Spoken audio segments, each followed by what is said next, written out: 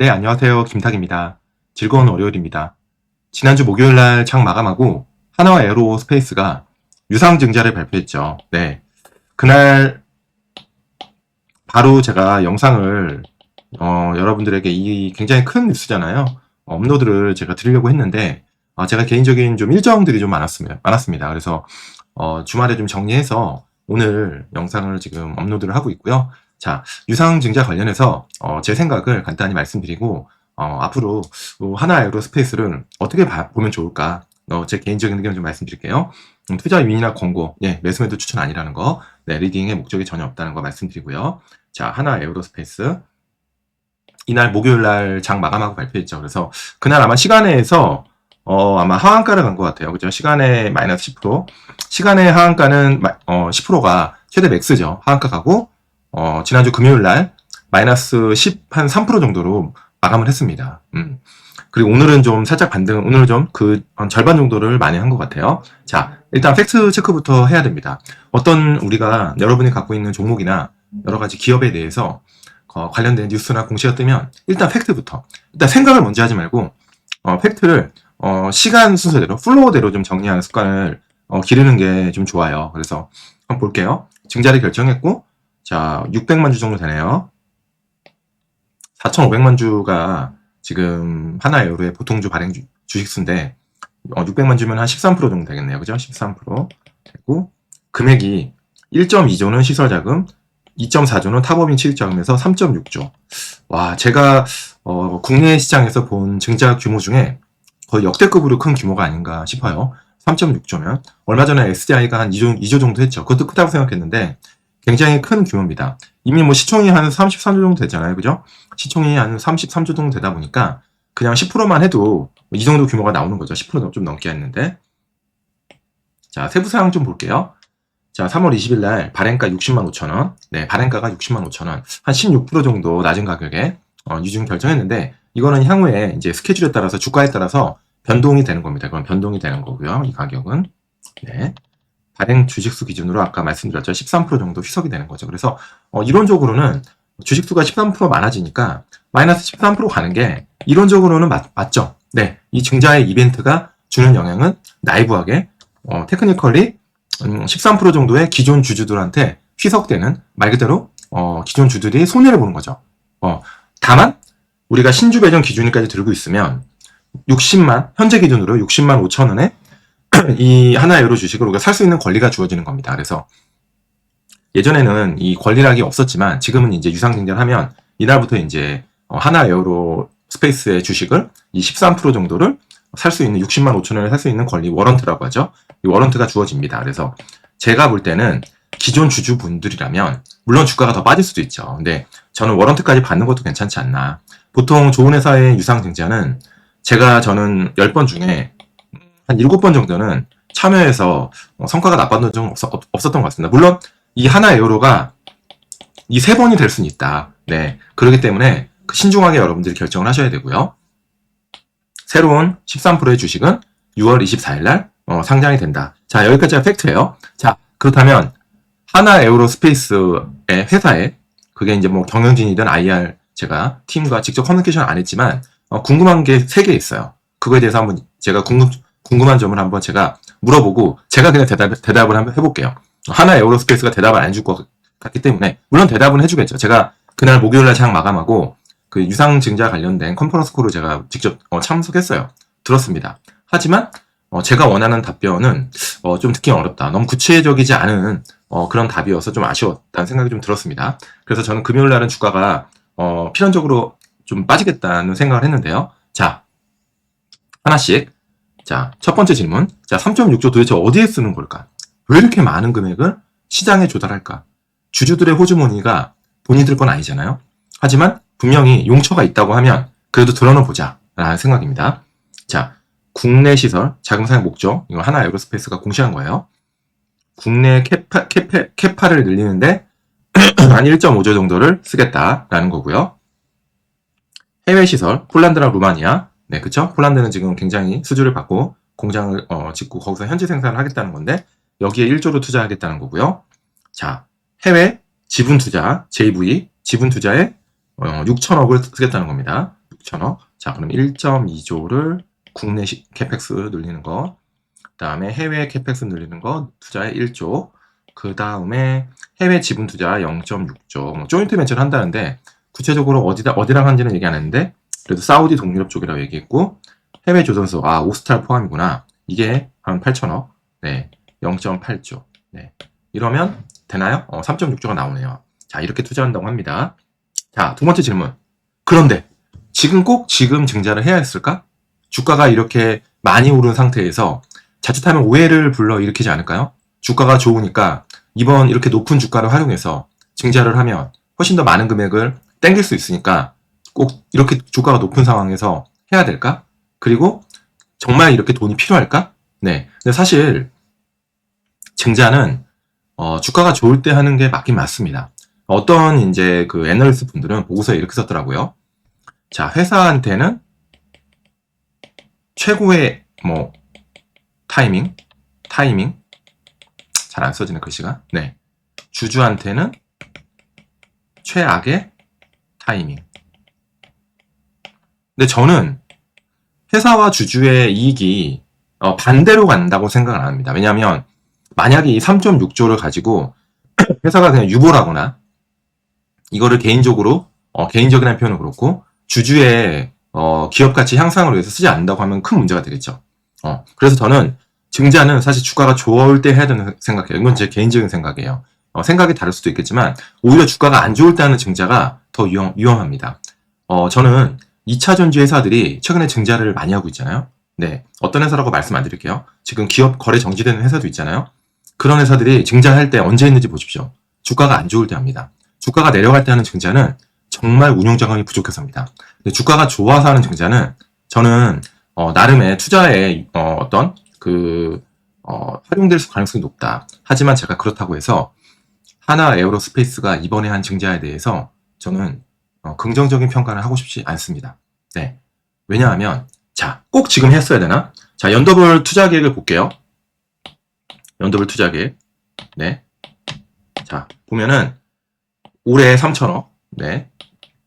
올해 3천억을 쓰고 이게 잘 안 되네. 그리고 26년도에 2조 가까이 쓰고 1.8조. 그 다음에 27년도에 6천억. 그렇다 보면 28년도에 8천억.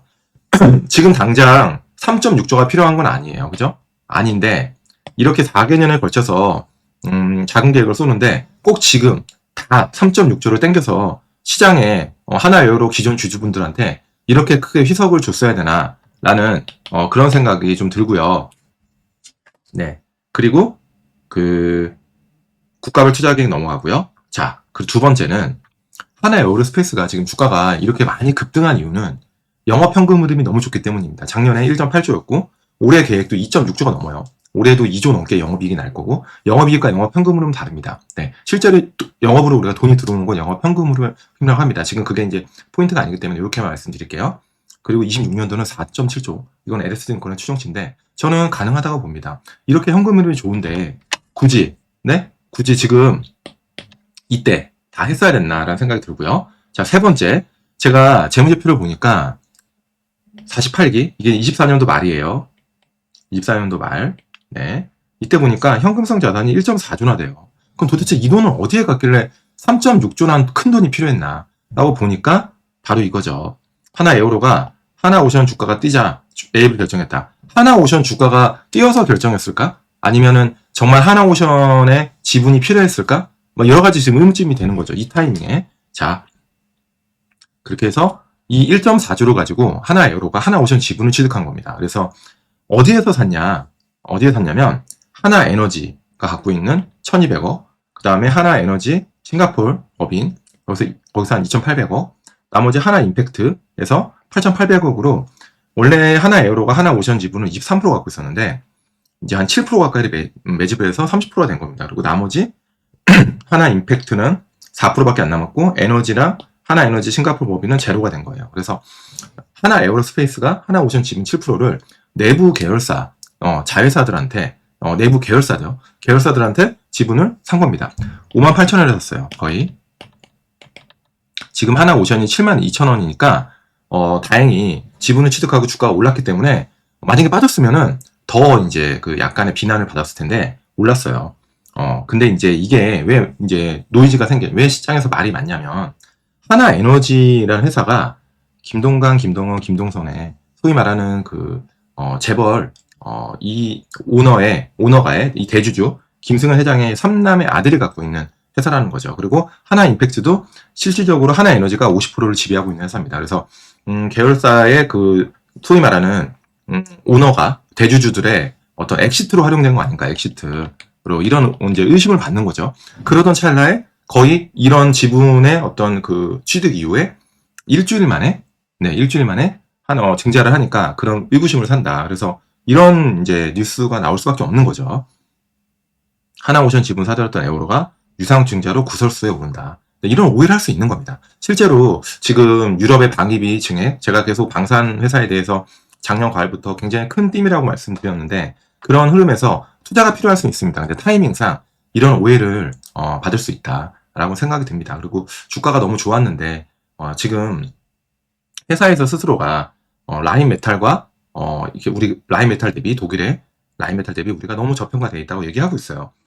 영업이익은 라인메탈의 거의 한 80% 수준인데 영업이익은 그죠? 라인메탈이 한 2.4조 정도 되는데 하나유로는 2조잖아요. 시가총액은 겨우 라인메탈이 100조인데 하나유로가 지금 33조밖에 안 되는 거죠. 지금 빠져서 1조 왔다 갔다 하죠. 그렇게 얘기하면서 회사가 이렇게 저평가됐다고 얘기하는데 이 시점에 증자를 했다는 게 약간 좀 아쉽다. 그리고 증자를 했으면 주주분들한테 훨씬 더 구체적으로 이 돈의 쓰임새, 용도에 대해서 좀 설명을 해줬으면 어땠을까라는 아쉬움이 있어요. 근데 다행히 일단은 외국계에서는 아직도 하나에어로가 증자를 했지만 여전히 나쁘게 보진 않고 탑픽으로 하나에어로스페이스를 꼽고 있고요. JP모건에서. 그리고 하나에어로는 사실은 외국인들이 주가를 다 끌어올렸습니다. 기관들은 주구장창 팔았어요. 그래서 하나에어로는 기관들은 거의 없습니다. 빈집이에요. 근데 외국인이 증자한 다음 날도 800억 샀고 770억, 오늘도 1,500억 이상 매수하면서 오늘 주가 하나에어로 스페이스가 주가 반등을 이끄는데 그 1등 공신을 외국인이 했다라는 거고요. 제가 왜 외국인이 하나에어로 주식 끌어올렸냐면 물론 회사가 좋으니까 주가가 올라갔겠죠. 누가 끌어올렸다기보단. 근데 2022년도에 하나에어로 거의 2021년도 말에 5만 원 하던 주식이 지금 70만 원 된 거 아닙니까? 근데 외국인이 그때 지분 17%에서 지금 46%까지 30% 가까이 외국인이 다 끌어올린 겁니다. 기관들 보세요. 다 팔았어요. 기관들은 하나에어로 별로 없습니다. 그래서 외국인들의 향후 수급이 하나에어로 단기적인 주가 변동성을 결정할 것 같고 근데 지금 사실 컨퍼런스 콜에서 저는 사실 내용이 그렇게 구체화되지 않았고 만족스럽지 않았습니다. 하나에어로스페이스의 이번 증자의 어떤 회사 주주와의 소통에 대해서. 근데 일단 외국인들이 최소한 어제랑 금요일이랑 오늘은 주식을 그래도 증자에 대해서 굉장히 불편한 내색은 아직까지는 아니다. 물론 주주가 다양하기 때문에 향후에 이제 불편한 그런 주주들도 분명히 나올 것 같습니다. 근데 다행히 이렇게 주가를 좀 끌어올렸고요. 지금부터는 이런 것 같아요. 증자는 이미 벌어진 사건이고 그건 한번 주가에 반영된 겁니다. 마이너스 13% 가면서 그죠? 그럼 앞으로 하나에어로스페이스의 주가를 더 추가 반등은 딱 여기에 있는 거죠.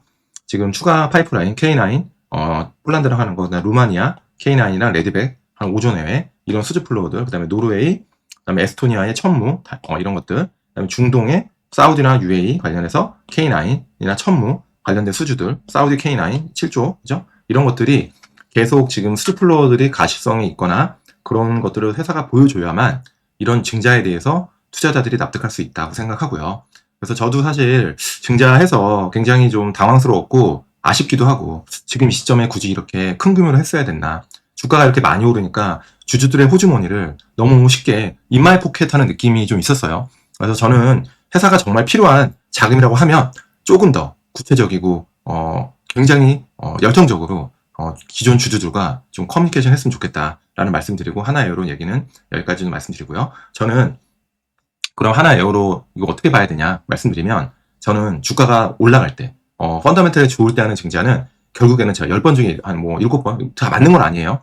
근데 확률적으로 나쁘지 않은 결과가 있었다. 물론 저도 기분은 별로입니다. 상당히 큰 규모로 주가가 높은 레벨에 하고 13%의 단기 주가 조정을 갖고 왔고 라인메탈과의 어떤 그 디스카운트는 더 벌어졌잖아요. 그래서 지금부터는 하나에어로가 그 증자한 거에 대한 답을 스스로 줘야 된다. 라는 생각하고요.